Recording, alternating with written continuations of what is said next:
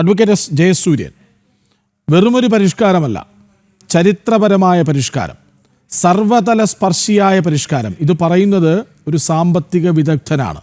ഇതിനെ ഏറെ പഠിച്ച് തിരിച്ചറിഞ്ഞ ഒരാളാണ്. നോക്കൂ, ഈ നികുതി പരിഷ്കരണത്തിലൂടെ, അതായത് GST പരിഷ്കരണത്തിലൂടെ BJP പ്രതീക്ഷിക്കുന്നത് എന്താണ്? ഇത് കേവലം BJPയുടെ ഒരു പ്രതീക്ഷ എന്നതിലുപരി നമ്മുടെ രാഷ്ട്രത്തിന്റെ ഒരു പ്രതീക്ഷയും ചെറുത്തുനിൽപ്പും ആഗോള രംഗത്തുള്ള നമ്മുടെ ശക്തമായ ഇടപെടലും കൂടിയായിട്ട് നമ്മൾ ഇതിനെ തിരിച്ചറിയേണ്ടതുണ്ട്. കാരണം ഇതിന്റെ ഒരു പശ്ചാത്തലം നമുക്കറിയാം.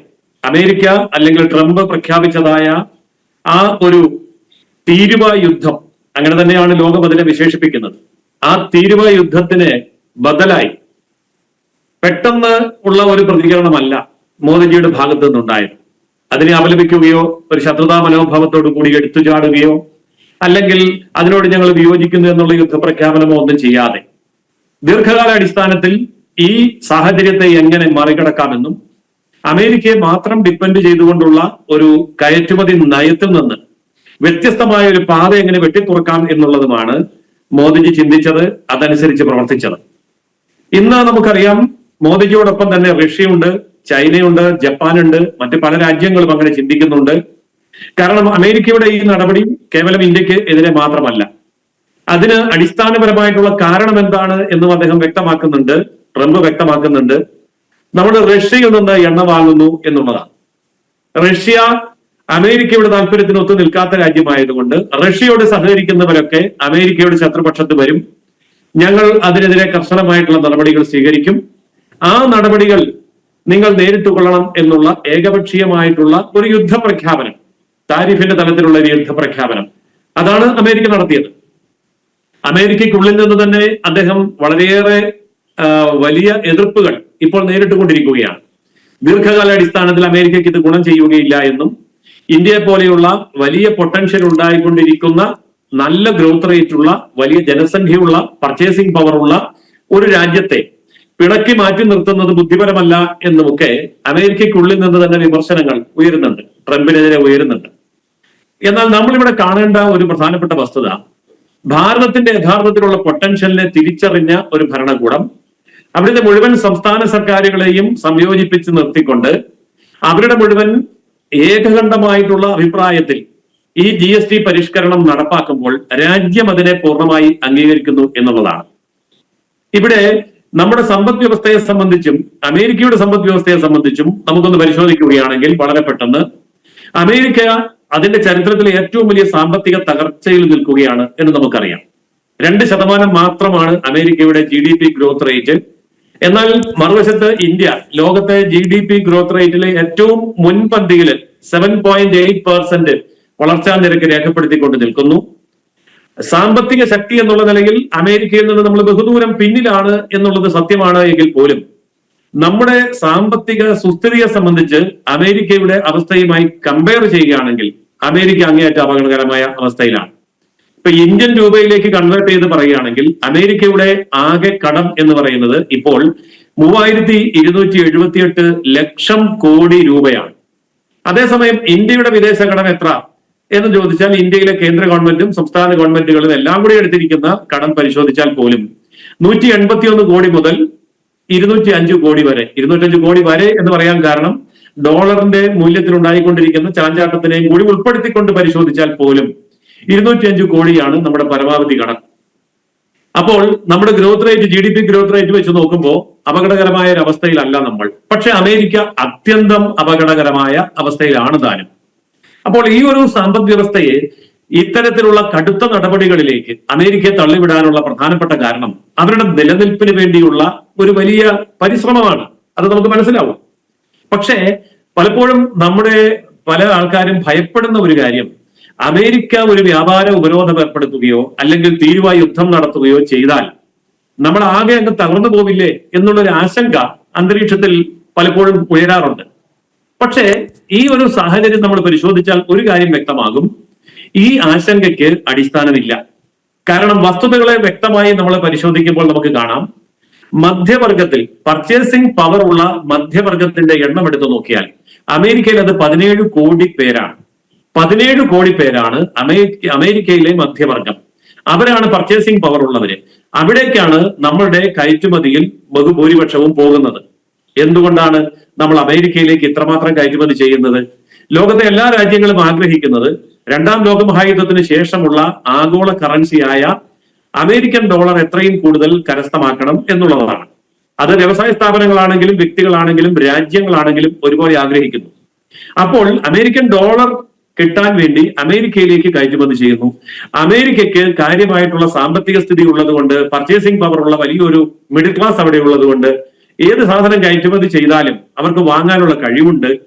ഈ ഒരു പശ്ചാത്തലത്തിലാണ് അമേരിക്കയിലേക്കുള്ള കയറ്റുമതി എല്ലാവരും ഇഷ്ടപ്പെടുന്നത്. രാജ്യങ്ങൾ ഇത് പ്രോത്സാഹിപ്പിക്കുകയും ചെയ്യുന്നുണ്ട് ഈ ഡോളറിന്റെ വരവിനെ പ്രതീക്ഷിച്ചുകൊണ്ട്. എന്നാൽ ഇന്ന് മാറിയ ആഗോള സാഹചര്യം എന്ന് പറയുമ്പോൾ അത് കൊറോണയുടെ കാലഘട്ടത്തിൽ ആരംഭിക്കുകയാണ്. ഇപ്പൊ കോവിഡ് വന്നു. ആ കോവിഡ് വന്നതോടുകൂടി ലോക സമ്പദ് വ്യവസ്ഥയിലെ അടിമുടി ഒരു വലിയ മാറ്റം വന്നു.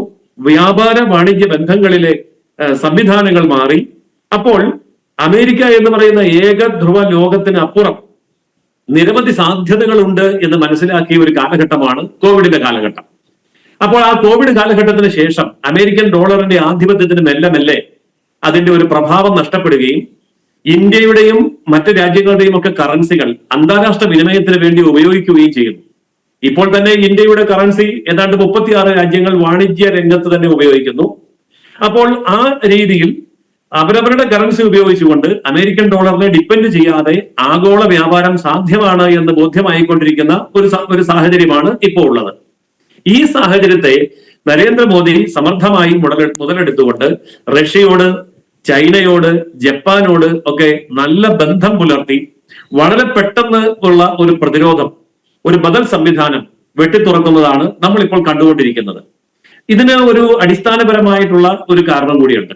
ഇപ്പൊ റഷ്യയുടെ മിഡിൽ ക്ലാസ്, പർച്ചേസിംഗ് പവറുള്ള മിഡിൽ ക്ലാസ് എന്ന് പറയുമ്പോൾ 7 കോടിയോളം പേര് വരും.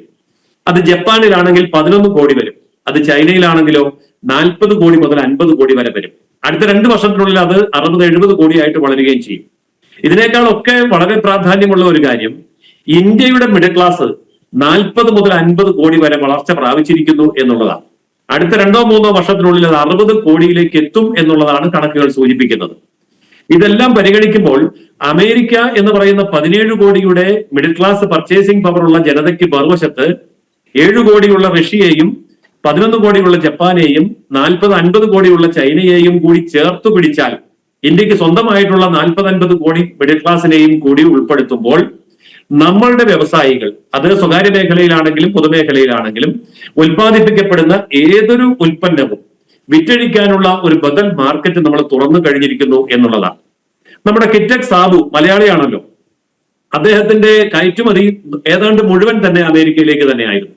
അപ്പൊ അദ്ദേഹത്തോട് പലരും ചോദിച്ചു, ഈ സാഹചര്യത്തിൽ നിങ്ങൾ എങ്ങനെ അതിജീവിക്കും? ഇത് വലിയൊരു തിരിച്ചടിയല്ലേ? അപ്പോൾ അദ്ദേഹം പറഞ്ഞു, എനിക്ക് അതിനെ അതിജീവിക്കുന്നതിന് ഒരു ഭയവുമില്ല. കാരണം അമേരിക്കയിലേക്ക് കയറ്റുമതി ചെയ്യാനായിട്ട് ഞാൻ ഉപയോഗിക്കുന്ന ഉൽപ്പന്നങ്ങൾ ഇന്ത്യൻ മാർക്കറ്റിലേക്ക് ഞാൻ തിരിച്ചുവിടുകയാണ്. അപ്പോൾ അന്താരാഷ്ട്ര ഗുണനിലവാരമുള്ള അമേരിക്കൻ മാർക്കറ്റിന് പ്രിയങ്കരമായ സാധനങ്ങൾ ഇന്ത്യൻ മാർക്കറ്റിലേക്ക് കൊണ്ടുവന്നാൽ അത് വാങ്ങാൻ ആൾക്കാർ ഇഷ്ടപ്പെടുന്നുണ്ട്. അതിനുള്ള പർച്ചേസിംഗ് പവർ ഇന്ത്യൻ മിഡിൽ ക്ലാസ്സിനുണ്ട്. അതുകൊണ്ട് ഞാൻ ഇന്ത്യൻ മാർക്കറ്റിനെ ആശ്രയിക്കുന്നു, ആഭ്യന്തര മാർക്കറ്റിൽ തന്നെ മറുപടി കണ്ടെത്തുന്നു എന്നാണ് കിറ്റക് സാബു വളരെ വ്യക്തമായി പറഞ്ഞത്. ഇതോടൊപ്പം തന്നെ ഇന്ത്യയിലെ ഒരു ഉദാഹരണം കൂടി ഞാൻ സൂചിപ്പിക്കാം. ടെക്സ്റ്റൈൽ രംഗത്ത് നമുക്കറിയാം, ഇന്ത്യയിൽ ഏറ്റവും കൂടുതൽ ആധിപത്യം പുലർത്തുന്ന 2 പ്രദേശങ്ങളുണ്ട്. ഒന്ന് സൂററ്റും 2 തിരുപ്പൂരും.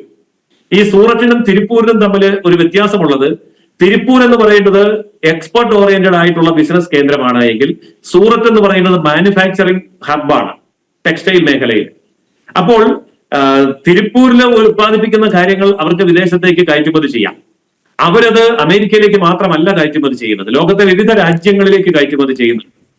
എന്നാൽ സൂററ്റിനെ സംബന്ധിച്ചിടത്തോളം കയറ്റുമതി അധികമൊന്നുമില്ലെങ്കിലും പ്രോഡക്റ്റ് കൂടുതലുണ്ട്. പക്ഷെ ഈ പ്രോഡക്റ്റ് ഒക്കെ മറ്റു മേഖലകളിലേക്ക് പോയി വിദേശത്തേക്ക് തന്നെ പോവേണ്ടതാണ്. ഇപ്പോൾ ഈ അടുത്ത ദിവസം സംഭവിച്ച ഒരു വലിയ കാര്യം, സൂററ്റിലെയും അതുപോലെ തന്നെ തിരുപ്പൂരിലെയും, അതായത് സൂററ്റിലെ മാനുഫാക്ചേഴ്സും തിരുപ്പൂരിലെ എക്സ്പോർട്ടേഴ്സും കൂടി ഒന്നിച്ചിരുന്ന് ചർച്ച ചെയ്തൊരു തീരുമാനത്തിലെത്തിയിരിക്കുന്നു. അവരൊരു സഖ്യം ഉണ്ടാക്കിയിരിക്കുന്നു. സൂററ്റിൽ ഉണ്ടാക്കുന്ന ഉൽപ്പന്നങ്ങൾ തിരുപ്പൂരിലെ വിദേശ ബന്ധം ഉപയോഗിച്ചുകൊണ്ട് ലോക രാജ്യങ്ങളിലേക്ക് കയറ്റുമതി ചെയ്യുക. അമേരിക്കയെ ബൈപ്പാസ് ചെയ്യുക എന്നുള്ളതാണ്. നോക്കണം, ഗവൺമെന്റ് മുൻകൈ എടുക്കാതെ തന്നെ കച്ചവടക്കാര്, വ്യവസായികൾ ഒന്നിച്ചിരുന്നു കൊണ്ട് തന്നെ അതിലൊരു ബദൽ മാർക്കം വെട്ടി തുറന്നു കഴിഞ്ഞു. അമേരിക്കയെ ബൈപ്പാസ് ചെയ്ത് ലോകരാജ്യങ്ങളിലേക്ക് തങ്ങളുടെ കോട്ടൺ ഉൽപ്പന്നങ്ങൾ എത്തിക്കുക, അല്ലെങ്കിൽ ടെക്സ്റ്റൈൽ പ്രോഡക്ട്സുകൾ എത്തിക്കുക എന്നുള്ള ഒരു മറുപടി അവർ കണ്ടെത്തി കഴിഞ്ഞിരിക്കുന്നു. ഇനി പെട്ടെന്ന് ഇത് സാധ്യമല്ലാത്ത ഒരു മേഖല എന്ന് പറയുന്നത് സമുദ്രോൽപ്പന്ന മേഖല, പച്ചക്കറിയുടെ മേഖല, ഭക്ഷ്യോൽപ്പന്നങ്ങളുടെ മേഖല. ഇതാണ്. കാരണം ഓൾറെഡി സൈൻ ചെയ്തിരിക്കുന്ന കോൺട്രാക്റ്റുകൾ, ഓൾറെഡി ഓപ്പൺ ചെയ്തിരിക്കുന്ന കോൺട്രാക്ട് ചെയ്തിരിക്കുന്ന മാർക്കറ്റുകൾ, ഇതിനെയൊക്കെ ഒറ്റ ദിവസം കൊണ്ട് പെട്ടെന്ന് മാറ്റിയെടുക്കുക എന്നുള്ളത് ഈ ഫാസ്റ്റ് മൂവിംഗ് ഗുഡ്സിന്റെയും പെരീഷബിൾ ഗുഡ്സിന്റെയും കാലത്ത് ആ ഒരു മേഖലയിൽ സാധ്യമല്ല. യെസ്.